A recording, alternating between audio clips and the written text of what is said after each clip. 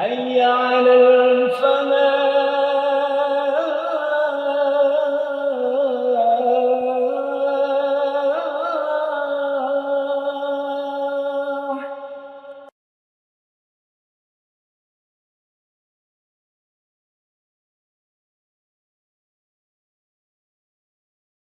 Assalamualaikum warahmatullahi wabarakatuh. Alhamdulillah wassalatu wassalamu ala rasulillah. La hawla wa la quwata illa billah. Asyhadu an la ilaha illallah wa asyhadu anna muhammadan abduhu wa rasuluh. Allahumma salli wa sallim ala sayyidina Muhammadin wa ala alihi wa ashabihi wa man tabi'ahum bi ihsanin ila yaumiddin. Amma ba'du, para alim, ulama, asatid, murabi, mubalik, para kiai, sesepuh bini sepuh yang saya hormati, Bapak Ibu jamaah sholat subuh Masjid Al-Falah Surabaya yang saya hormati. Alhamdulillah kita diberikan oleh Allah kesehatan. Muga sehat awake, sehat atine, sehat duwike. Luar biasa kita pagi ini mengawali aktivitas di pagi hari. Kita awali dengan sholat subuh berjamaah di masjid, kemudian kita lanjutkan mengikuti, mencari taklim, tolabul ilmi, sesuatu yang sangat mulia dalam pandangan Allah dan dalam pandangan manusia. Tidak semua orang, Pak, bisa kita melakukan seperti ini. Kadang-kadang ada kesempatan, tapi kemauannya tidak ada. Ada kemauan, kadang-kadang badannya yang tidak sanggup. Kalau sudah ada kemauan, kemudian ada kesehatan dan kita bisa menjalani, maka ini yang disebut apa? Pertemuan kehendak manusia dan kehendak Allah menjadi satu. Sehingga konsep ini dalam ilmu tasawuf yang disebut dengan istilah apa? Istilah khusyuk. Jadi pertemuan antara kehendak Allah dan kehendak manusia. Setiap pertemuan kehendak manusia itu kalau tidak atas izin Allah, maka tidak mungkin bisa terjadi. Saya ingin meneruskan 1 bulan yang lalu tentang peradaban Al-Quran dari mulai turun wahyu sampai proses atau sampai pada mushaf. Di bulan yang lalu saya pernah bilang bahwa kita harus tahu yang disebut Al-Quran. Itu wahyu Allah disampaikan kepada Nabi Shallallahu Alaihi Wasallam untuk seluruh umat manusia melalui Jibril, kemudian berbahasa Arab, dan membacanya adalah ibadah. Ini yang disebut Al-Quran. Wahyu Allah, wahyu Pak. Jadi firman Tuhan.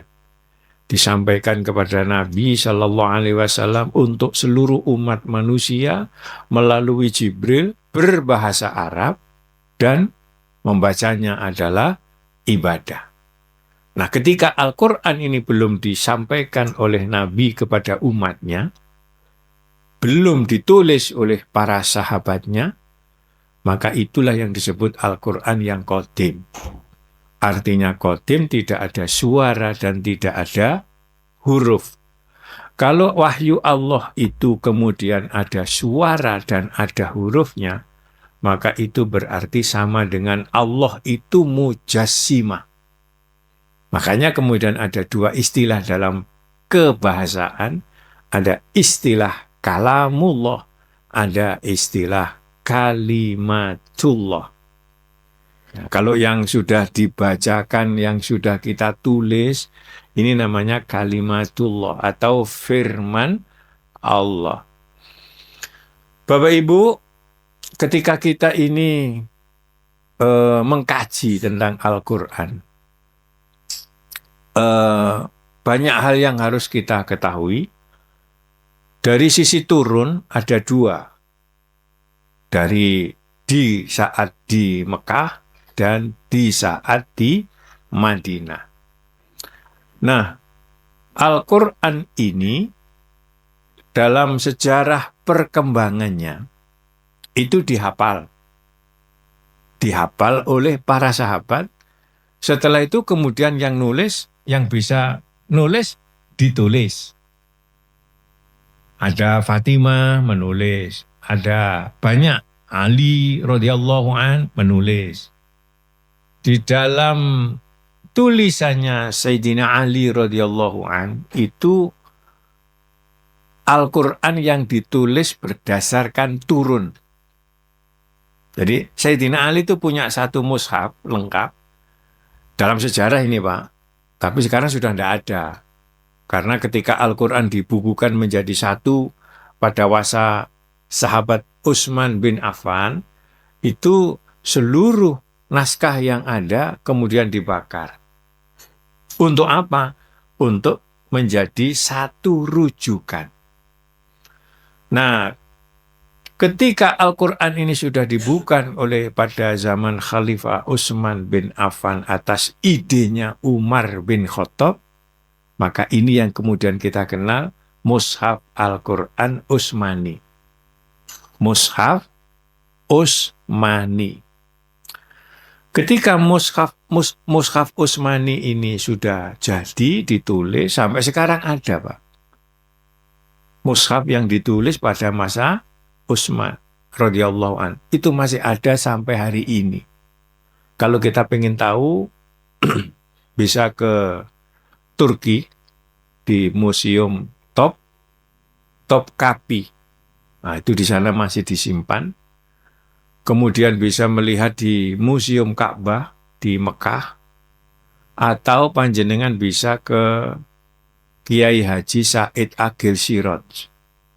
Beliau punya fotokopinya, beliau dapat dari Turki. Nek kepingin roh ya. Tapi masih roh gak iso moco. Apa? Karena belum ada tanda baca. Jadi titik belum ada, harokat belum ada. Saya pernah melihat di Museum Ka'bah di Mekah. Gak iso Pak, gak bisa. Saya juga pernah melihat di Museum Perpustakaan di Taif. Di dekatnya Masjid Ibnu Abbas itu. Jadi sahabat Ibnu Abbas itu kan hidupnya setelah Rasul wafat, dia ke Taif. Beliau hidup di situ, itu kuburannya di sebelahnya masjid. Nah, di sebelah masjid itu ada perpustakaan. Masjidnya besar Pak, kira-kira sebesar Masjid Al-Falah ini. Cuman kalau masjidnya Ibnu Abbas itu, Masjid Ibnu Abbas dibangun untuk mengenang sahabat Ibnu Abbas. Itu banyak tiangnya. Jadi penuh dengan tiang-tiang. Kalau Masjid Al-Falah kan enggak. Gak ono cagake blas. Ya, kerennya Masjid Al-Falah itu di situ. Mlebu bleng gak ketok cagak belas. Nah, wes. Jadi itu kalau kita kepingin tahu Mushaf Utsmani yang ditulis pada sahabat Utsman. Kenapa kok disimpan di Topkapi di Turki? Kok tidak di Mekah atau di Medina? Karena Mekah, Medina atau Jazirah Arab itu lama di dalam atau di bawah kekuasaan kerajaan Turki Utsmani. Makanya kalau kita kepingin tahu giginya Rasulullah, rambutnya Rasulullah, pedangnya Rasulullah, itu harus ke Turki. Pun, saya teruskan. Nah, ketika Al-Quran ini sudah dibukukan, orang itu kan masih kesulitan membaca. Membaca gak iso. Kemudian pada tahun sekitar 65 Hijriah, karena saya sebut 65 karena Abul Aswad Ad-Du'ali itu wafat pada tahun 69 Hijriah. Nah, Abu Al-Aswad Ad-Du'ali ini adalah orang yang memberikan tanda titik. Jadi ba ono titik satu di bawah, ta ada titik satu, dua di atas, sa Ada titik 3 di atas. Shin titik 3 di atas. Sing memberi tanda ini namanya Abul Aswad Ad-Du'ali. Wafat pada tahun 69 Hijriah. Atas perintah Gubernur Basra. Gubernur Basra yang bernama Ziyad ibnu Abi. Ziyad ibnu Abi ini memberi perintah kepada Abul Aswad Ad-Du'ali untuk memberi tanda titik huruf Al-Quran. Nah, pada masa itu masih di dalam pemerintahan Khalifah Muawiyah bin Abu Sufyan. Muawiyah bin Abu Sufyan itu raja pertama dalam Islam setelah Sayyidina Ali radhiyallahu an wafat, kemudian diganti Hasan, Husain, baru kemudian Muawiyah bin Abu Sufyan. Kalau begitu masih pada zaman sahabat? Iya.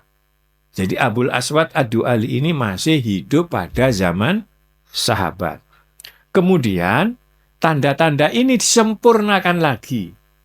Disempurnakan lagi oleh muridnya. 2 orang yang bernama Nasir bin Asim dan yang kedua Yahya bin Ya'mar. Nasir bin Asim dan Yahya bin Ya'mar ini atas perintah Hajjaj bin Yusuf. Ada yang menyebut Hajjaj bin Yusuf As-Saqafi. Nah, beliaulah yang kemudian 2 orang ini menyempurnakan tanda titik-titik yang ada di dalam Al-Quran. Kemudian pada tahun 170-an Hijriah, 170 Hijriah itu baru diberi tanda harokat. Diberi tanda apa? Harokat. Kalau bunyi A dikasih fathah, seret di atas, I di bawah, U mencucu, itu doma kecil, atau wawu kecil, an dengan fathaten, dan seterusnya. Ini yang memberi tanda namanya Khalil bin Ahmad Al-Farahidi. Khalil bin Ahmad Al-Farahidi, beliau ini wafat pada tahun 170 Hijriah. Beliau lahir di Oman dan wafat di Basra. Basra niku Pak, Baghdad, Irak. Irak itu sekarang bantu karo Iran. Pro Iran, Libanon pro Iran. Indonesia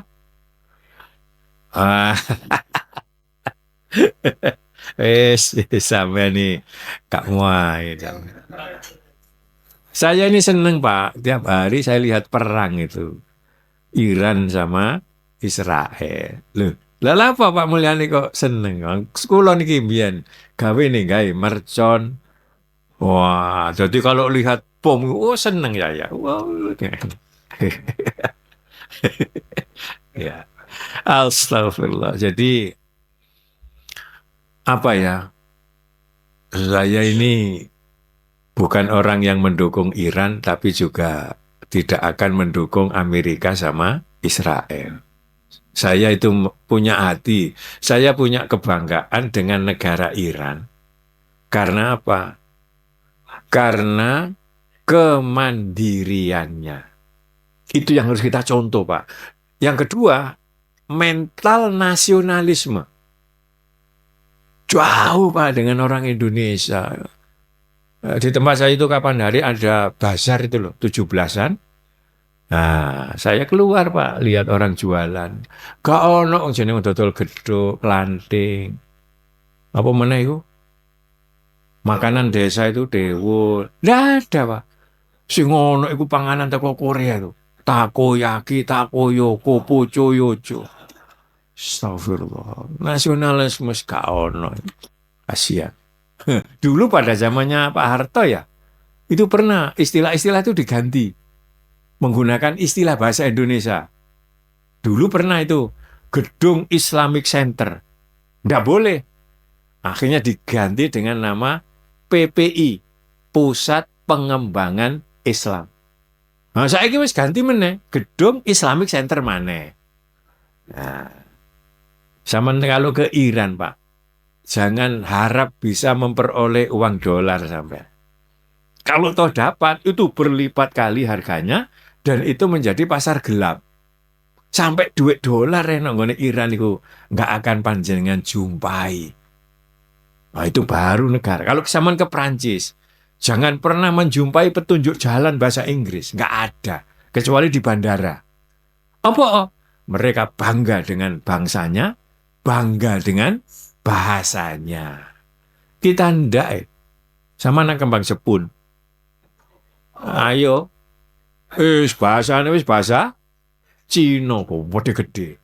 Loh, Bu, apakah Pak Mulyan? Enggak, saya enggak. Loh, kita apa kok tidak menjadi bangsa yang nasionalis? Wong kita sudah punya apa? Bahasa satu, bahasa Indonesia. Bangsa satu, bangsa Indonesia. Mestinya. Tuh kalau enggak di bandara, enggak boleh pakai huruf yang lain. Termasuk masjid. Masjid ganti nanti. Nah, itu bahaya nanti. Dulu sudah diperkecualikan Pak dulu. Kecuali tempat-tempat ibadah. Itu boleh. Tapi sekarang sudah baur lagi. Yes. Begitu ono tentara telu Indonesia sing mati nanggone Libanon, oh baru ngamuk. Nah, kalau saya ya biasa. Tentara mati kan biasa Pak ya? Iya, kalau enggak mau mati ya jangan jadi tentara. Iya. Nggih, tapi jangan, bukan berarti saya benci. Enggak, ya kita pakai logika. Artinya jangan dibesar-besarkan, Wong. Wong ini tugas ya. Ono peluru nyasar ya biasa. Dan itu Pak, asuransinya besar. Kalau enggak salah itu 350 juta. Seluruh anak-anaknya itu dapat beasiswa sampai sarjana. Walah tambah seneng, ya bukan tambah seneng artinya. Artinya rakyat kita yang mati ku gak ono sing ngubur gak ono itu masih banyak. Tapi bagaimanapun ya itu tetap kita itu berduka atas meninggalnya putra-putra terbaik negara kita. Pun kok malah gak karu-karuan. Saya teruskan. Jadi kemudian tahun berapa tadi? Sekitar tahun 170 Hijriah ada seorang ulama besar namanya Khalil bin Ahmad Al-Farahidi. Nah, beliau ini juga yang mencetuskan ilmu arut. Sama kalau tidak pernah mondok di pesantren, tidak akan kenal namanya ilmu arut. Mustafilun, fa'ilun, mustafilun, fa'ilun. Jadi syair-syair itu ada anunya Pak, ada pakemnya. Ya Rabbi bil Mustafa baligh maqasidana mustafilun fa'ilun. Ya ini ada, ini pakemnya. Nah, kalau tidak di pesantren tidak tahu itu. Kemudian pada tahun 325 Hijriah ada namanya Abu Muzahim Al-Haqqani. Abu Muzahim Al-Haqqani. Beliau menulis satu kitab, bentuknya adalah syair. Syair bahasa Arabnya bisa syair, bisa qasidah. Karena bentuknya itu qasidah atau syair, bentuknya prosa atau puisi, maka kemudian disebut Qasidatul Haqqaniyah. Nah, inilah pertama kali yang disebut munculnya ilmu tajwid. Nah, zaman Nabi kan belum ada, Pak. Disiplin ilmu tajwid, ilmu tafsir, ilmu balaghah, ilmu mantek, belum ada. Tapi secara kenabian, beliau ini sudah fasih dengan ilmu-ilmu yang kemudian muncul belakangan. Tapi secara disiplin ilmu belum ada. Kemudian beliau ini punya murid yang sangat terkenal namanya Imam Sibawai.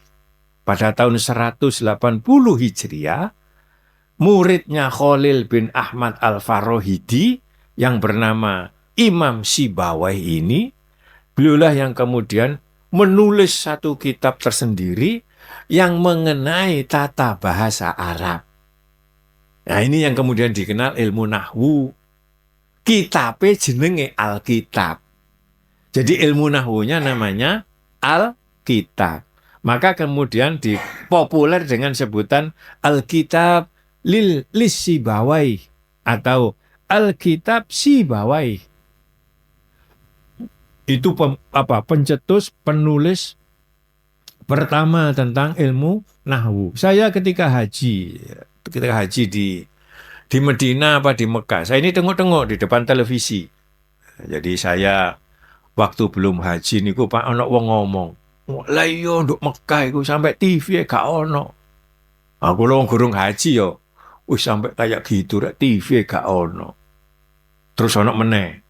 Lah iya aku iki heran delok nanggone sumur Jamarot itu lho.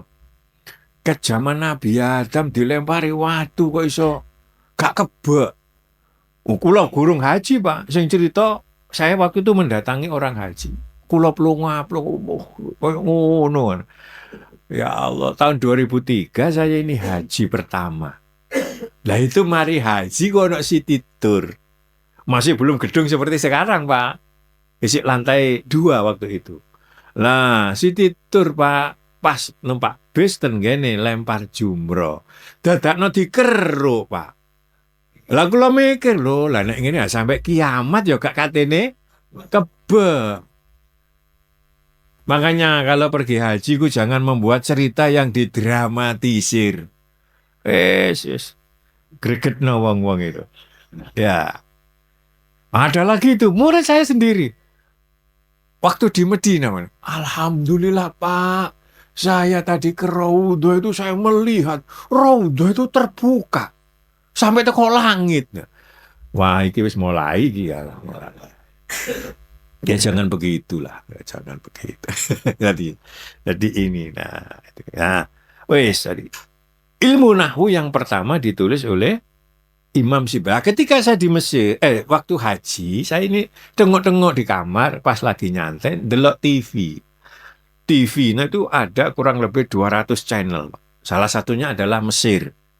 Nah, di situ ada satu channel program namanya Imam Sibawayh. Loh, ono channel kok Imam Sibawayh. Saya lihat, Pak. Bahasa Arab tapi bahasa Arab. Ternyata menceritakan problematika ilmu nahwu. Sampai diberi nama channelnya itu Imam Sibawayh. Nanti kalau kita terkenal di sini misalkan sing terkenal Mulyani Taufik, berarti ada channel Mulyani Taufik. Boleh. Pun saya teruskan.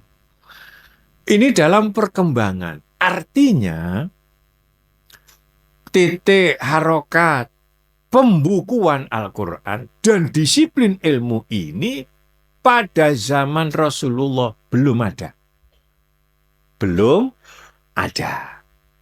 Makanya kemudian ketika Zaid bin Sabit itu diminta untuk menulis ulang, beliau tidak mau. Alasannya apa? Rasulullah tidak pernah menyuruh kayak gini-gini. Tapi atas desakan Umar dan Abu Bakar As-Siddiq selaku khalifah, beliau ikuti itu. Andai. Tidak ada ide dari Umar waktu itu. Sulit. Bagaimana orang awam untuk membaca Al-Quran?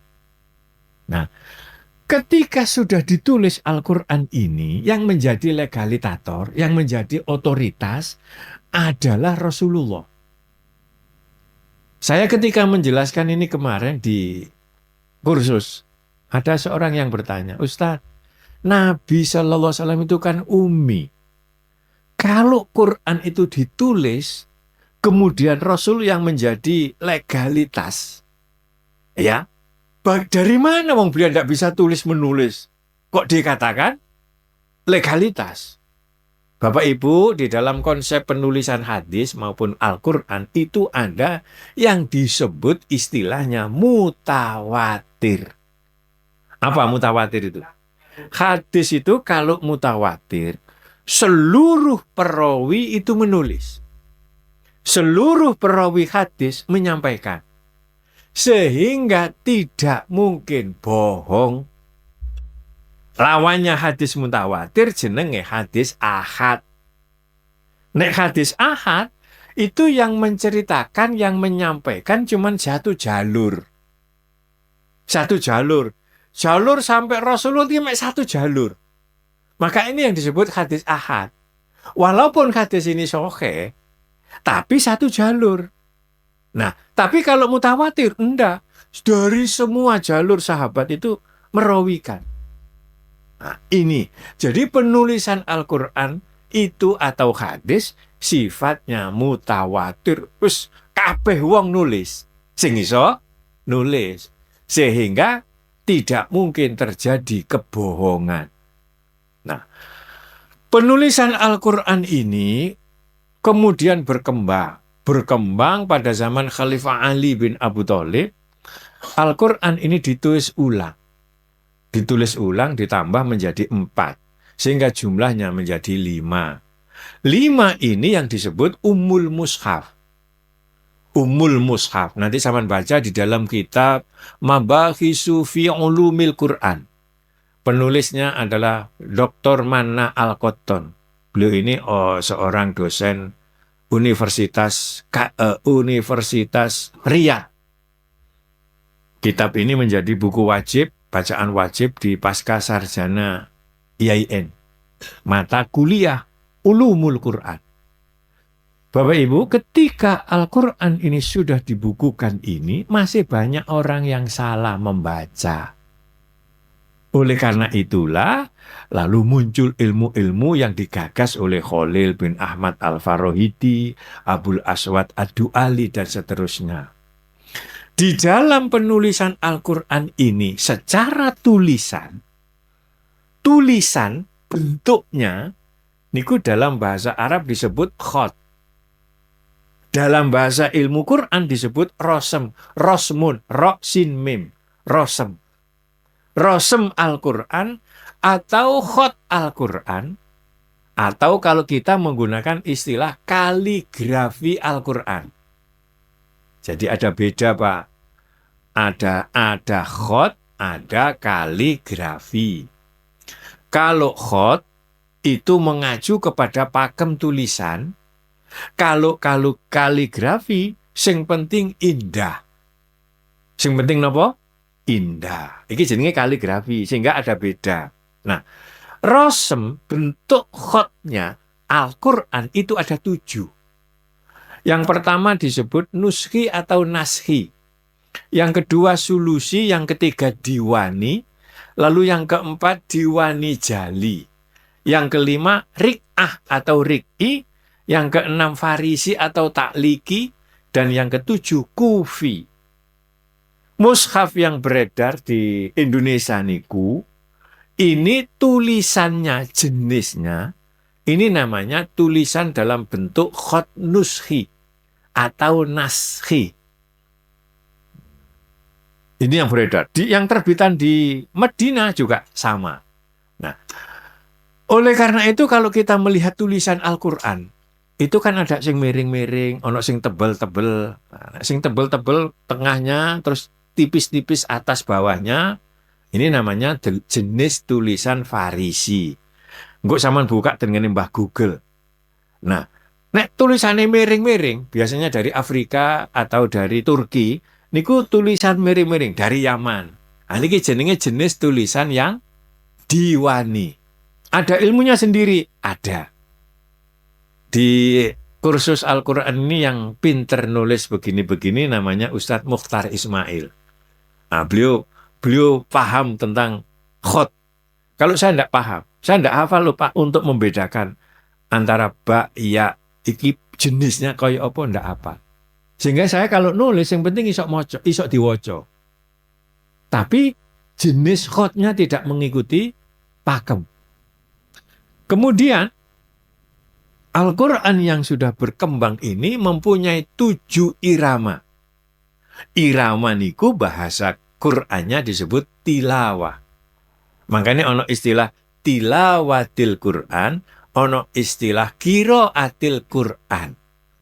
Nah, Qur'an pertama kali turun menggunakan kata iqra, bukan menggunakan kata tilawah.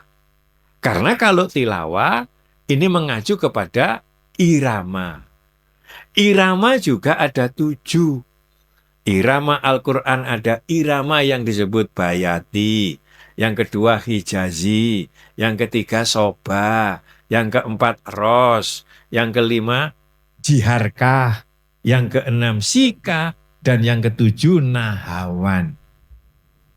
Jadi ketika awal Presiden Jokowi menjadi presiden, Itu kalau tidak salah mengadakan peringatan Maulid. Apa Isra Mi'raj saya lupa. Lah itu dibacakan Al-Quran bentuk tilawah. Lah iramanya niki menggunakan langgam Jawa. Pernah ingat? Itu kan rame itu. Rame Pak. Karena apa? Karena tidak sesuai dengan pakem tilawatil Quran. Gaya lagu Jawa. Lu apakah nggak boleh Pak? Wong kalau kita melihat orang-orang itu yang tidak pernah belajar Al-Quran yang diseriusi, nek maca Quran ya koyok wong gandang. Iya, orang-orang seperti di Jawa Barat, di Jawa Timur, sing nduk pelosok-pelosok, nek maca Quran kan lagune gak karu-karuan. Boleh, boleh, asal makhraj, panjang pendek, tajwidnya benar, tapi secara tilawah salah. Makanya kalau di dalam musabaqah disebut musabaqah tilawatil Quran, bukan musabaqah qiraatil Quran. Karena beda. Nek wis tilawah maka mengacu kepada irama. Kemudian di dalam Al-Quran ini juga ada 7 macam bacaan. 7 macam bacaan ini yang disebut 7 qiraah atau populer dengan istilah qiraah sab'ah. Sakjane tidak sab'ah, Pak. Ada yang mengatakan 12, ada yang 10. Cuman yang masyhur, yang mutawatir itu 7. Saya punya Al-Quran, itu bisa dibaca 10 cara. Jenenge qiraah asyara. Saya waktu itu beli di Madinah. Ono Quran asyara. Tak beli saya. Saya baca kadang-kadang. Nah, qiraah ini bukan tilawah. Tapi metode baca yang tidak seperti pada umumnya. Ada qiraah namanya yang dijalur dari Imam Nafi. Artinya, bacaan Al-Quran yang mengacu kepada riwayat Imam Nafi bin Abdurrahman. Tapi populer dengan Imam Nafi. Yang kedua dari Imam Ibnu Katsir atau Imam Abdullah bin Katsir. Tapi populer dengan Ibnu Katsir. Bapak Ibu, Ibnu Katsir itu ada 2. Ada Ibnu Katsir ahli qiraah dan Ibnu Katsir ahli tafsir. Kalau Ibnu Katsir ahli tafsir itu orang yang sudah orang sekarang. Penulis kitab Bidayah wan Nihayah, tafsir Al-Qur'anul Adzim, dan lain-lain. Yang ketiga ada Imam Abu Amir bin Basiri, atau populer dengan istilah Imam Abu Amir. Kemudian yang keempat ada Ibnu Amir, Imam Ibnu Amir. Yang kelima ada Imam Asim bin Abi Najud Al-Kufi dari Kufa, atau populer dengan Imam Asim. Yang keenam ada Imam Hamzah bin Ziyad, populer dengan sebutan Imam Hamzah.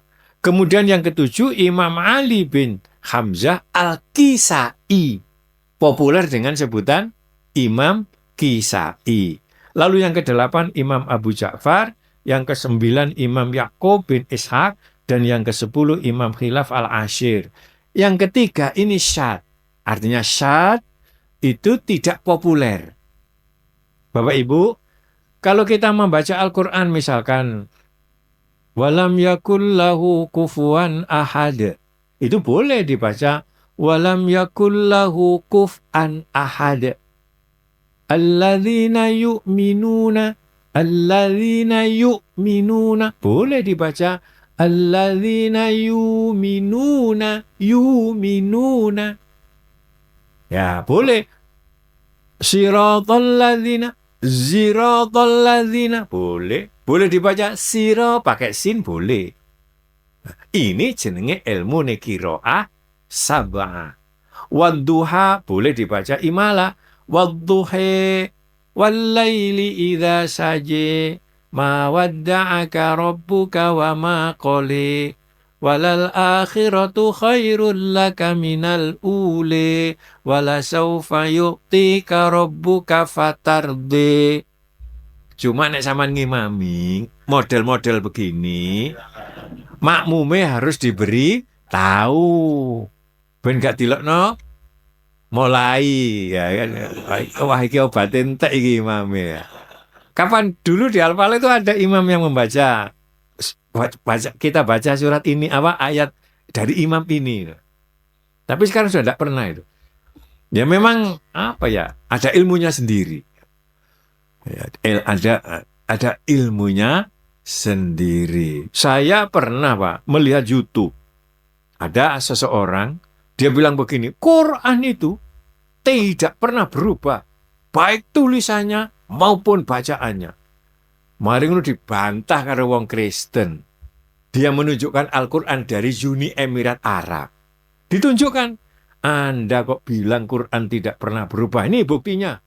Didodono Pak Quran kok Uni Emirat Arab gak podo dengan Quran yang ada di Indonesia. Hurufnya itu.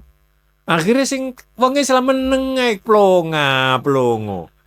Wah bro nek guru ngerti ilmu qiraah sab'ah ya jangan bilang gitu. Masalahnya apa? Karena Quran ada 7 tilawah, 7 rosem, dan 7 qiraah. Jadi salah kalau orang bilang bahwa hurufnya Al-Quran itu seluruh dunia sama, keliru Pak.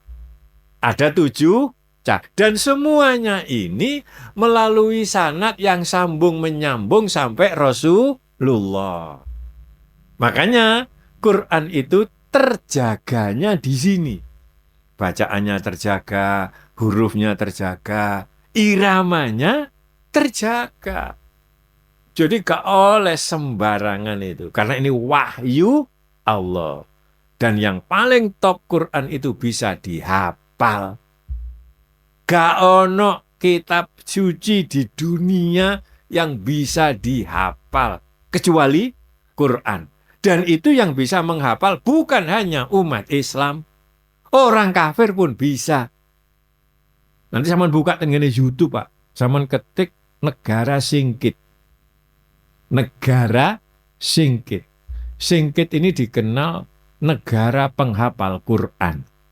Di sana ada tradisi anak yang umur 7 tahun belum hafal Quran itu menjadi aib. Umur 7 tahun kok guru ngapal Quran itu aib. Masya Allah. Awake dhewe wis tuwek kae gelem ngaji. Ngapalno kuliah ayyuhal kafirun bulet ae gak iso mandek. Iya. Ya, itulah negara singkit luar biasa. Itu belajarnya Pak pakai kayu. Ditulis, gue wis hafal dihapus, kayunya digawe meneh. Karena apa? Negaranya miskin. Tapi penduduknya itu banyak yang hidup di negara-negara, kemudian menjadi ulama-ulama besar. Inilah kemudian Al-Quran setelah ditulis oleh para sahabat, terus dicetak, dibukukan, dibendel, ditadwinkan. Dan ini negara pertama, kota pertama yang mencetak Al-Quran itu Hamburg, Jerman Barat. Walaupun awalnya ada, tapi pencetakan awal itu karena ada motivasi untuk kepentingan misionaris. Sehingga banyak yang salah. Nah, yang sudah benar itu Hamburg di Jerman Barat. Jadi orang kafir itu berjasa Pak dengan orang Islam. Berjasanya di mana? Yang mencetak Al-Quran pertama kali bukan negara yang mayoritas Muslim, tapi Jerman Barat. Setelah itu barulah berkembang, termasuk di Indonesia. Kalau di Jazirah Arab ada percetakan Al-Quran terbesar di Madinah. Ini yang kemudian menjadi tolok ukur percetakan Al-Quran di seluruh dunia. Nek panjenengan nanti haji, Allahumma bisa kaji bolak-balik nggih. Iku sampean kok nek mule nang ngene bandara, iku mesti dicegat karo petugas. Karo petugas disuruh menunjukkan paspor, dikei hadiah mushaf Al-Qur'an. Lah nek sampean kepingin oleh tambahan, Iku nek umroh atau haji ten ngene Masjidil Haram, saman antri mari sembahyang subuh di pintu 70 pintu 87 apa 72. Iku benisu Pak antri untuk diberi mushaf. Kalau ini bukan dari kerajaan. Ini Quran sing oleh jamaah ditaruh di masjid. Ya, itu oleh telung dino atau 4 hari itu disitir, dijukui. Jadi mbok kira sama nek wakaf Quran nang ngene Masjid Mekah Medina itu terus dijarno. Ndak, dijukui, Pak. Lah nek nggak diambil, kebok nanti. Karena sudah dihitung itu satu tumpuk 10 apa 12. Itu sudah lebih dijukui. Ada petugas yang ngambil terus. Nah, terus itu yang kemudian dibagi. Kalau di Medina biasanya dibagi di pintu Babu Salam habis subuh itu. Itu walaupun tidak musim haji itu dibagi. Kalau ini bukan dari kerajaan, tapi kalau sampean dari di bandara itu dari kerajaan. Sama Qur'annya sama. Nah, ini. Kemudian saya dulu pernah bilang bahwa di dunia ini tidak ada kitab suci yang bisa dipelajari melebihi Quran. Quran yang terdiri dari 30 juz, kemudian 4 bagian, 114 surat, 6.666 ayat, 1.027.000 huruf, dan 1.023.000 titik ini Pak, itu bisa dikaji, dipelajari. Di Taman Mini Indonesia Indah itu ada Al-Quran terbesar di Indonesia. Di mana? Taman Mini Indonesia Indah. Itu ada 114 jilid tafsir yang dikaji dari Quran. Dan tafsir ini adalah masuk muri. Karena belum ada tafsir kajian Al-Quran melebihi di Indonesia dari karya ini. Yang ditulis oleh Syekh Sohibul Faroji Azmat Khan. Kemudian ada lagi saya dulu pernah bilang, di Uni Emirat Arab. Itu ada tafsir judulnya Al-Jannatul Mustaq fi Tafsiri Kalamil Malikil Haq. Populer dengan tafsir Al-Hawi. Al-Hawi fi Tafsiril Quran. Niku sing nulis namanya Syekh Abdurrahman Ibnu Muhammad Al-Kummas. Berapa? 850 jilid. Jadi tafsir Al-Quran Pak, 850 jilid, kurang lebih ada 300.000 halaman. Saman tahu mojo kitab sak mene gede ini. Masya Allah. Kulo nggak ada kitab niku terjemahan dane kok. Karena saya dua-duanya Bidayah wa Nihayah. Saya punya itu 3 jilid besar asli. Terus saya beli terjemahnya. Itu 23 jilid. Sampai saiki ya gurung tak waca kabeh. Mek 23. Itulah hebatnya Al-Quran. Jadi kita harus bangga punya Quran dan harus bangga menjadi umat Islam. Pun saya tidak membuka dialog, mudah-mudahan sisa umur kita barokah, rizki kita barokah, rumah tangga kita sakinah, mawaddah, warahmah, anak cucu kita soleh-soleha. Kalau yang hadir ini ada yang sakit, keluarganya sakit, mudah-mudahan segera sembuh. Yang punya cita-cita mulia, Allah segera mengabulkan. Yang dilanda problem hidup yang sulit, Allah segera memberi jalan keluar. Yang belum punya anak, cucu, menantu, Allah segera memberikannya yang baik. Yang belum ketemu jodohnya, Allah segera memberi jodoh yang baik. Anak cucu kita yang masih sekolah, kuliah, hidup di pondok pesantren, semoga ilmunya manfaat. Yang sudah haji tetap mabrur dan bisa kembali. Yang belum haji segera diberi kemampuan Allah untuk bisa ziarah Mekah Medina di usia yang masih sehat. Allah mencatat kita calon-calon penghuni surga, meninggal dalam keadaan husnul khotimah. Allah menjadikan kita Al-Quran hidup dalam hati kita, dan Al-Quran bisa membimbing kita. Rabbana atina fid dunya hasanah wa fil akhirati hasanah wa qina adzabannar. Wa sallallahu ala Muhammadin walhamdulillahi rabbil alamin. Terima kasih, mohon maaf. Wassalamualaikum warahmatullahi wabarakatuh.